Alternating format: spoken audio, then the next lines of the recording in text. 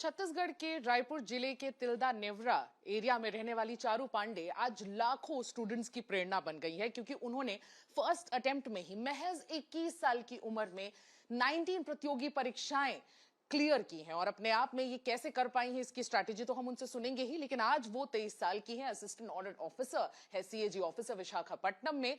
और इनफैक्ट यहां पर हम उनसे समझने की कोशिश करेंगे, जब एक ऐसा वक्त हम अभी देख रहे हैं जिसमें बहुत सारे गवर्नमेंट जो एग्जाम्स है वो किसी ना किसी वजह से कंट्रोवर्सी में फंसे हुए हैं, लेकिन यहां पर 21 साल की उम्र में कैसे चारू ने ये 19 परीक्षाएं फर्स्ट अटेम्प्ट में क्लियर की, भले वो एसएससी हो, बैंकिंग की हो, रेलवे की हो, पुलिस कर्मी की हो, और ऐसे कई अनेक प्रतियोगी परीक्षाएं उन्होंने क्लियर की हैं। चारू, सबसे पहले आपको बहुत बहुत बधाई और आज तक पे आपका स्वागत है।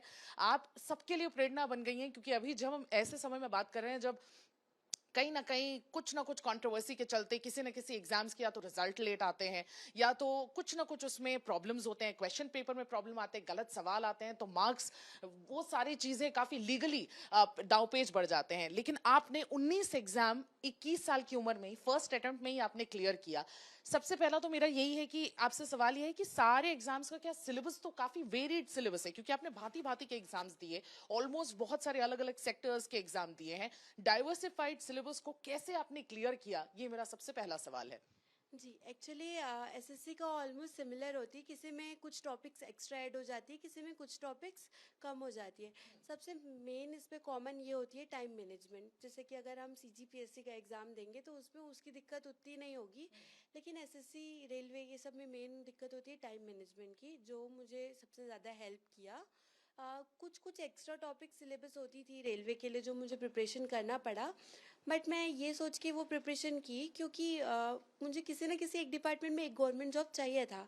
तो 2 से 3 इयर्स मुझे एक्स्ट्रा देना पड़ता, बट ठीक है हो जाएगा ये सोच के रेलवे के लिए थोड़ा एक्स्ट्रा प्रिपरेशन करना पड़ा। बाकी कुछ मुझे डिफरेंस नहीं लगा ज़्यादा, बस सिलेबस कम ज़्यादा ऐसा था। आप अभी you are making it sound very easy, लेकिन कई ऐसे बच्चे हैं जो लगातार सालों से प्रिपेयर कर रहे होते हैं और ये एग्जाम्स क्लियर नहीं हो पाते। तो हम पहले से शुरू करेंगे। आपको कब ऐसा लगा कि आपको गवर्नमेंट एग्जाम ही चाहिए? क्या बचपन से आपने सोचा था कि गवर्नमेंट एग्जाम ही करना है, और कब से आपने प्रिपरेशन इसकी शुरू की और कब आपने एग्जाम देना शुरू किया, क्योंकि 21 साल की उम्र में ही आपने सारे एग्जाम्स ऑलमोस्ट निकाल लिए थे? हाँ, एक्चुअली गवर्नमेंट जॉब तो मुझे बचपन से ही था कि कुछ ना कुछ गवर्नमेंट जॉब चाहिए होगी, क्योंकि बताए मेरी पूरी फैमिली बैकग्राउंड पूरी गवर्नमेंट जॉब्स वाले हैं। ऑलमोस्ट सारी टीचर्स हैं, तो बचपन से ड्रीम था मेरा भी कि मैं भी बड़ी होकर एक टीचर बनूंगी। बट ये हुआ कि मुझे जाना है फाइनेंस डिपार्टमेंट में। बहुत इंटरेस्ट आया मुझे, क्योंकि मैथमेटिक्स पे मुझे बहुत ज़्यादा इंटरेस्ट थी। तो ये सोच के फाइनेंस डिपार्टमेंट का मैंने देखा कि कौन कौन सी पोस्ट होती है, कौन कौन से एग्ज़ाम्स के थ्रू होती है। फिर मैंने देखा तो मुझे पता चला, सीजीपीएससी के बारे में पता चला, एसएससी सीजीएल के बारे में पता चला। तो सीजीपीएससी का मैं प्रिपरेशन कर रही थी, बट मैं फॉर्म नहीं डाल पाई क्योंकि मेरी एज नहीं हुई थी 21 उस टाइम। तो मैं सोची कि एसएससी का प्रिपरेशन करती हूँ, फिर सोच के एसएससी का प्रिपरेशन स्टार्ट किया मैंने। फिर एसएससी सीजीएल है, सीएचएसएल है, एमटीएस है, मतलब ये सब पैटर्न तो एक ही फॉलो करते हैं, बस सिलेबस कम ज़्यादा होती थी। तो मैं सारा फॉर्म डालते गई। किसी का रिजल्ट पहले आता था, किसी का रिजल्ट लेट से आता था। अगर एक का पता चल जाता तो इतना मेहनत नहीं करना पड़ता, लेकिन ठीक है, अब पूरा फॉर्म्स डाल के एग्ज़ाम देते गई मैं। लेकिन आपने तो कहीं ना कहीं हिस्ट्री क्रिएट कर दी। अगर आपको ये पता चल जाता तो शायद 19 एग्जाम्स आप नहीं देती और आज प्रेसिडेंट के हाथ से आपको अवार्ड नहीं मिल रहा होता। तो उस चीज पर भी आपका रिएक्शन क्या है? फैमिली में तो सारे लोग बड़े गौरवान्वित और सबका सीना चौड़ा हो गया है, क्योंकि फैमिली में I think you are the first one to receive the president's award. तो क्या क्या रिएक्शन है आपका? जब कब कब फोन आया, क्या रिएक्शन रहा? अभी कुछ दिन पहले मुझे मतलब पोस्टमैन का कॉल आया कि मेरे नाम से कुछ पोस्ट आई हुई है। तो मैं सोची कि कुछ आया होगा पोस्ट, क्योंकि ऑफिस एड्रेस पे आई थी। फिर उनके जाने के बाद मैंने अपने एजी सर से कांटेक्ट किया, तो उन्होंने बताया कि मुझे एट होम पे बुलाया गया है 15 अगस्त को। फिर उन्होंने मुझे फ़ोटो सेंड करके मुझे भेजा, क्योंकि उस टाइम मेरी ड्यूटी थी वाइज़ाग पे। फिर मैं वाइज़ाग से घर आना था मुझे, क्योंकि यहाँ से ही मुझे ड्यूटी पे केदारनाथ जाना था। सो बस वैसे ही पता चली, बहुत खुशी हुई मुझे। सबसे पहले तो मैंने अपने पेरेंट्स से शेयर किया वो, बस। बहुत खुशी हुई, जाहिर सी बात है, ऐसा बहुत बड़ा एक अचीवमेंट हो तो बहुत खुशी होती है। आपसे ये भी मैं जानना चाहूंगी, क्योंकि प्रेपरेशन की आपने बताया, टाइम मैनेजमेंट एक बहुत ही अहम स्ट्रैटेजी आपने एम्प्लॉय की। टाइम मैनेजमेंट सही होना बहुत ज्यादा जरूरी था, लेकिन आपके पेरेंट्स से भी मैं ऑफ कैमरा बात कर रही थी। आपके पेरेंट्स भी, आपकी मॉम होम मेकर है, आपके फादर टीचर है, और आपने बताया आपके फैमिली में स्ट्रिंग्स ऑफ टीचर्स हैं सारे। तो क्या पढ़ने की रुचि वहीं से आई, ये जो नॉलेज गेन करने की, क्योंकि डाइवर्सिफाइड सिलेबस है, हर एक में कहीं ना कहीं अलग अलग सब्जेक्ट्स को कवर करना, ये सारी चीजें। और आपके फादर ने ये भी बताया कि आप शायद घर में डिस्ट्रैक्टेड हो रही थी थोड़ी, इसलिए आप रायपुर जो है वहां मेन सिटी में शिफ्ट हो गई कुछ मंथ्स के लिए, और आपने 20-20 घंटे की पढ़ाई की। क्या ये सच है? जी, एक्चुअली घर पे ये होती थी कि पूरे टाइम पढ़ाई नहीं हो पाती थी। पेरेंट्स के साथ थोड़ा टाइम स्पेंड करना है, यहाँ पे रह के मैं ट्यूशन्स भी लेती थी। तो वो सब मैनेज करने के लिए फिर मैं पीजी पे शिफ्ट हो गई कि वहाँ जाके अच्छे से पढ़ाई होगी। फिर वहाँ शिफ्ट होने के बाद वहाँ मैं अच्छे से मतलब कि वहाँ पे भी, लेकिन मैं जाती थी ट्यूशन्स लेने के लिए। वहाँ पे भी मैं ट्यूशन्स लेती तो थी। ये ट्यूशन लेके फिर 20 घंटे पढ़ाई कैसे मैनेज हो पाई? ये टाइम मैनेजमेंट आपने कैसे किया? जैसे कि हम लोग दिन भर पूरी टाइम पढ़ाई तो नहीं कर सकते। हम कुछ ना कुछ थोड़ा सा दूसरा मतलब माइंड चेंज करने के लिए काम करेंगे। तो मैं वो माइंड चेंज करने के लिए मैं ट्यूशन्स लेती थी, क्योंकि मुझे टीचिंग पे बहुत इंटरेस्ट था और उनको टीच करने से मुझे कुछ ना कुछ नॉलेज आती ही थी। इस सोच के फिर मैं ट्यूशन्स लेती थी।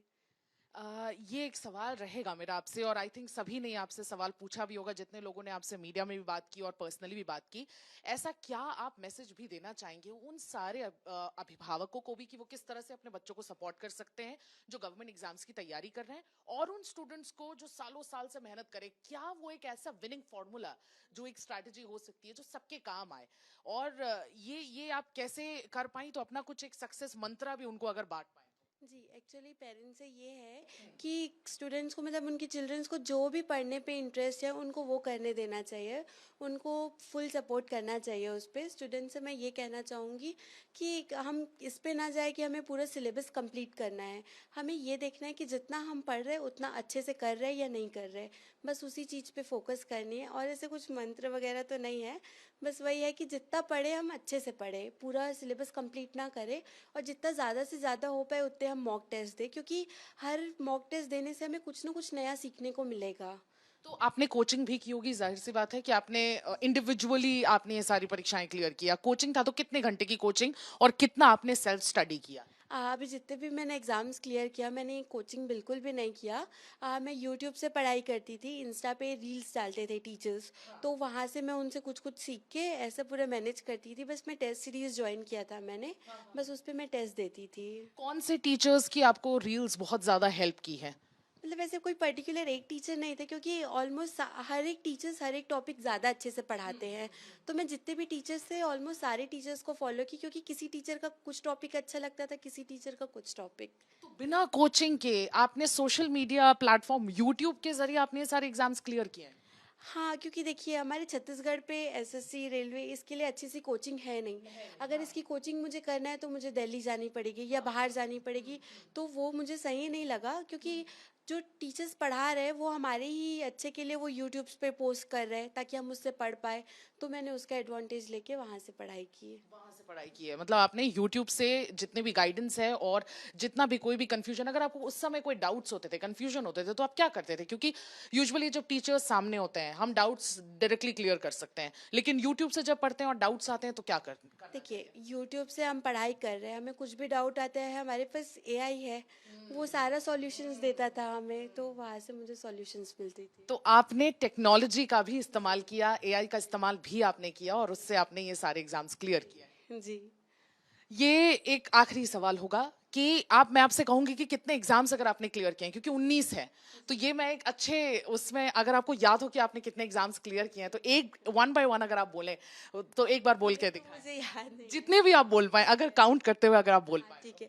SSC CGL, SSC CHSL, SSC MTS, SSC GD constable, RRB NTPC, net, JRF मैंने क्रैक किया, सीजी टेट मैंने दिया और बहुत सारे दिए। बहुत सारे, हमने सिर्फ अभी तक 8 काउंट किए हैं, उन्होंने एग्जाम फर्स्ट अटेम्प्ट में देके क्लियर कर लिया है। अब हाँ, फिर से एक और बार यही सेम चीज कहूंगी, स्टूडेंट्स को डायरेक्टली आप कहें, क्योंकि अभी बहुत, जैसे कि मैंने कहा, कंट्रोवर्सी है, स्टूडेंट्स बड़े मेहनत कर रहे हैं, बड़ी उनको कंप्लेंट्स भी हैं, तो किस तरह से एक आखिरी मैसेज उनको आप देना चाहें डायरेक्टली कैमरा पे? देखिए, मतलब ये सब चीज़ अगर हम सोचेंगे कि ऐसा ऐसा हो रहा है तो फिर हम कभी भी नहीं पढ़ पाएंगे। इसलिए ये सब बात इग्नोर करके हमें पढ़ते रहना चाहिए। अगर ऐसा कुछ हुआ तो कुछ ना कुछ सॉल्यूशन तो आएगी इसकी। इसलिए इसके बारे में ज़्यादा नहीं सोच के अपना प्रिपरेशन अच्छे से करना चाहिए। क्योंकि देखिए, जैसे कि अभी नीट का पेपर हुआ तो वो री एग्ज़ाम हो रहा, वैसे कुछ ना कुछ सॉल्यूशन आएगी, तो उसके बारे में हमें ज़्यादा नहीं सोचना चाहिए। कई बच्चे काफी डिप्रेशन की तरफ भी चले जाते हैं एक बार प्रिपेयर करके, अगर उनके साथ ऐसा कुछ होता है तो वो डिप्रेशन की तरफ भी चले जाते हैं। आप भी जब 20 घंटे पढ़ रही थी, कोई नेगेटिव थॉट्स जब आते हैं तो उनको कंट्रोल कैसे करना चाहिए? एक्चुअली पहली बात तो हम लोगों को कुछ निगेटिव थॉट लाना नहीं चाहिए। क्योंकि हम प्रिपरेशन कर रहे हैं तो हम अपना 100% दे रहे हैं तो हमें कुछ ना कुछ उसका रिजल्ट मिलेगा। इसलिए निगेटिव थॉट्स तो बिल्कुल भी नहीं आना चाहिए। Staying positive basically. सबसे बेस्ट है। और अगर कुछ भी ऐसा लगने से पेरेंट्स का सपोर्ट होता है, उनसे बात करनी चाहिए। ऑलवेज ऑलवेज देखिए, बहुत इंपॉर्टेंट मैसेज है ये उन सारे स्टूडेंट्स के लिए जो बहुत मेहनत कर रहे हैं, जो बहुत डिटरमिन्ड हैं, लेकिन फिर भी अगर कुछ भी नेगेटिव इवेंट उनके साथ हो जाते हैं तो हमेशा पॉजिटिव रहिए और हमेशा कम्युनिकेट करिए।